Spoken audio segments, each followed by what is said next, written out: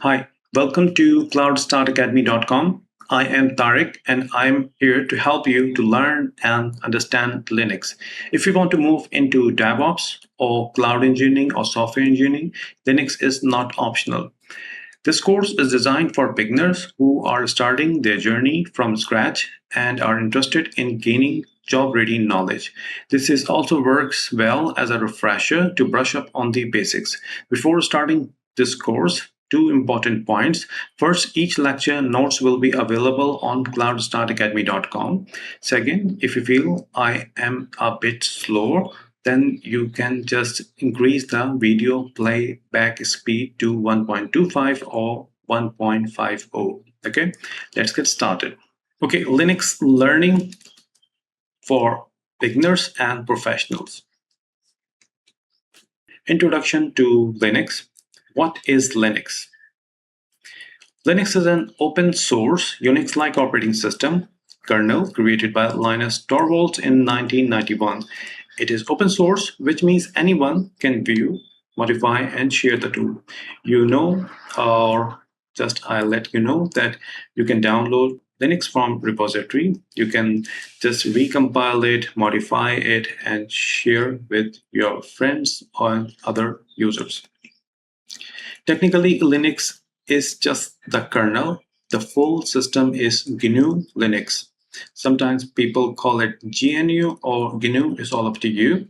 It is lightweight and fast, even on low resource system. If you have an older laptop or machine, Linux even work on that as well. It is stable and reliable, which is why servers can run for years without issues.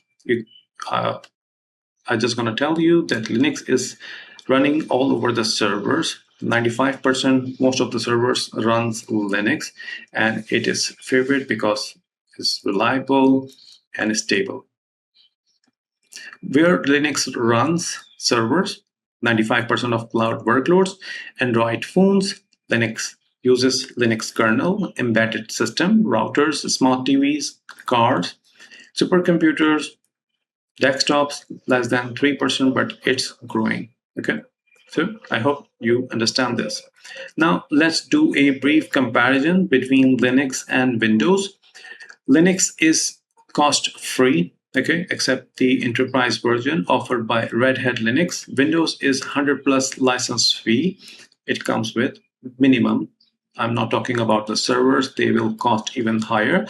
Source code of Linux is open source, Windows is closed source. Installation of Linux uses apt and yum for package manager. Okay, so there are defined package managers which you can use to download the softwares or packages. Windows uses exe, store, file system. Linux is case sensitive, like it distinguishes between capital I and the lowercase I. Windows is case insensitive. Path in Linux uses forward slashes, like home user then slash file.txt. In Windows, it's backslash. Okay, drives a Windows uses CDE, but in Linux we have root, which is forward slash. Okay, gaming, Linux is limited, Windows is excellent. For security, Linux is less malware, permission based security. In Windows, more malware gets infected to your Windows, but their possibility or chances are higher. In customization, complete control in Windows is limited. Okay. Distributions. You heard the word distributions like Ubuntu, Linux Mint. Let's explore what they are. Think of Linux as a car engine. A company made a single car engine, but offer different models. Distros as consider as a different models. Major families of Linux, like they all uses the same Linux kernel, but they are different families because they offer different software, pre-built software, customized environment. Debian comes with Ubuntu and Linux Mint. Red Hat comes with Fedora, CentOS. These are their free versions. Okay, but they also offer enterprise solution. Arch Linux comes with DIY, do-it-yourself mechanism. Like you will get a minimum system. You need to build each and everything yourself. Which distros for beginners? Okay, Ubuntu, most beginner friendly, largest community. Linux Mint, even easier than Ubuntu. Windows-like environment. Fedora, slightly more advanced, cutting-edge technologies.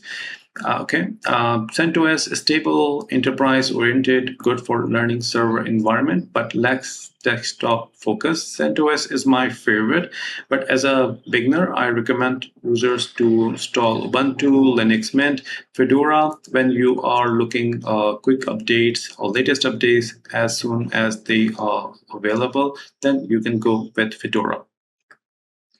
Here is the Linux architecture. We call it onion model. Okay, why onion? Because onion have multiple layers, and similarly in Linux we have multiple layers. Like first layer is hardware layer. They include the physical hardware parts like CPU, memory, disk, network cards, device drivers. These are a special program that let kernel talk to the hardware. Like if you have a printer, like how kernel know how to communicate that printer, there's a device driver. Okay, this driver allow kernel to talk to the printer. Okay, then kernel, the brain of the Linux. Okay, this is one of the complex part of the architecture. It manages hardware, memory, processes, and makes sure everything runs smoothly. It can also act as a traffic manager for CPU scheduling, where each and everything will go, how they gonna work all together. It's the part of the kernel. Then system calls, the doorway between programs and the kernel. This is a special kind of API uses by apps. So app used to talk or to communicate with the kernel for things like open this file, send this data. So this is another layer. Layer number 5, system libraries. Okay, ready-made code available like collection, like the graphic library, glibc, OpenSSL. That makes programming easier because these libraries are ready to reuse every time. Okay, instead of writing everything in scratch, operating system uses this library. Layer number 6, user space, everyday tools and shells. Like bash shell, system utilities. This is where user interact with the system. Finally, the application layer, layer number 7, the programs you run like Firefox, VS Code, Terminal, they sit top of everything else that have. So this is a simple definition about the architecture of Linux.